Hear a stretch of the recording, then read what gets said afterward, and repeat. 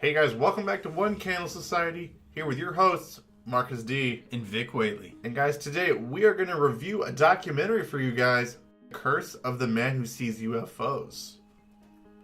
I'm sure some of you guys are out there asking, why are we doing a review of a UFO documentary? Well, I saw it and showed it to Marcus, and we both really liked it. We wanted to share it with you guys. We thank you guys so much for coming to our channel to get a lot of your paranormal content. There are other great places where you can find paranormal content, and we wanted to bring it to you guys, and we really think this documentary is a really good idea. Oh, and side note, guys, not sponsored. Curse of the Man Who Saw UFOs is this amazing documentary. It has some astounding UFO footage, but beyond that, it has this character, Christo. He's the guy who gets most of the footage, and he is extremely passionate, but at the same time, also kind of odd. He really captures the watcher's attention and really holds it throughout the documentary. The film ends up being kind of a mesh between Christo's life and his UFO footage. The director, Justin Gaar, takes Christo's eccentric personality, his personal tragedies, and passion for UFOs and really weaves them into this wonderful narrative for the viewers to understand Christo's message to the world. Christo is a very big, larger-than-life sort of character, and it's very easy to get the details of his encounters lost when he's going through telling the stories. And although it's very easy to write him off, particularly towards the beginning, as someone who is just engaging in a flight of fantasy, but he has a lot of stories to tell, and as the documentary goes forward, they present a lot of evidence to back them up.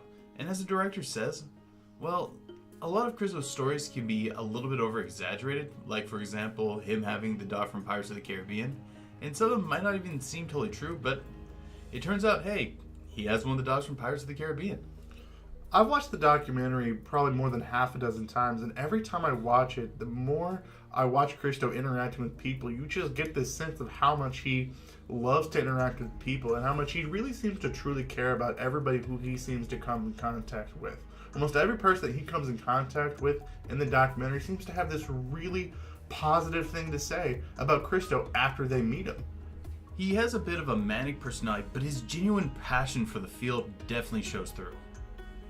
One of the special things about this documentary is you can actually see several different types of UFOs when you watch it. And Christo, through the whole documentary, has different names for them.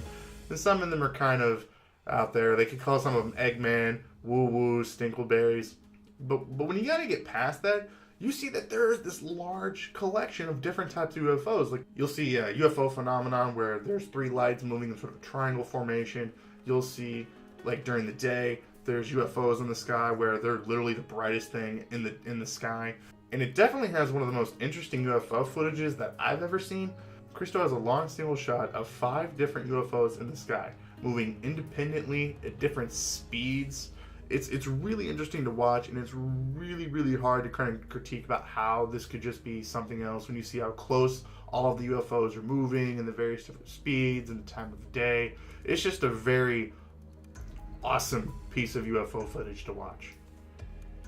Another major theme of the documentary is Christo's belief that there's something very odd going on in his city of Monterrey.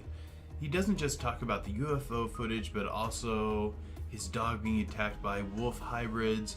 He talks about this strange case where this man in the middle of a golf course where he had previously caught UFOs catches on fire, and he makes a pretty persuasive account. And it even seems that in one part of the documentary, there might even be a man in black just popping in the background. It was really cool when we're watching it. There's a scene in which he's standing, I think it was by a bank, when he's talking to the cameraman, and then this is all done in a single shot. As he's talking to the camera, there's a man in almost in all black steps out into the alley, takes a long drag of a cigarette, and then some people walk in front of him, and the guy disappears. And this is all in one shot. Doesn't look like it was edited.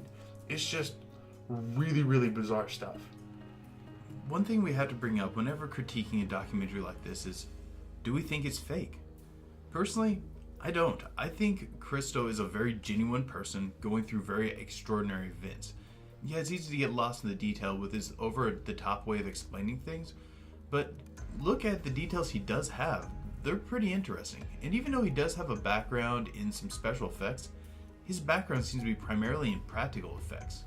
Yeah, the more you learn about Christo, as you watch the documentary, you learn about these different movies that he makes, and he has one of the coolest jobs ever when he actually creates music from real life sounds. It's really cool. And to me, I think if somebody was trying to fake this stuff, I think Christo could do a better job probably than what's in the documentary. In summary, guys, I'd really recommend this documentary. You can find it very easily on Netflix, and it's just an amazing story, some great UFO footage, and a really interesting ride. Just stick through it. It's really good, and it has some great payoffs. What I think the director does a fabulous job in the documentary is he takes this sort of part of paranormal stories where people don't like to believe the source. And what Justin does while he's crafting this documentary is he sort of kind of leads you along where you would understand that why would you believe this guy? He seems eccentric. He seems like he's probably making it up. Maybe he's crazy. But what Justin does is over the course of the movie, you start finding out that a lot of this stuff that Christo says turns out to be true. And I think that he does a very good job at the end of the day of helping people sort of kind of get past this large hurdle for people to maybe kind of start maybe asking themselves the question of, is some of the stuff that Christo talking about when it comes to UFOs actually true? Hey guys, thank you for tuning in to our very first documentary review. If you like this sort of stuff, let us know and we'll continue to do them. Also, this is kind of something that we're leading up to.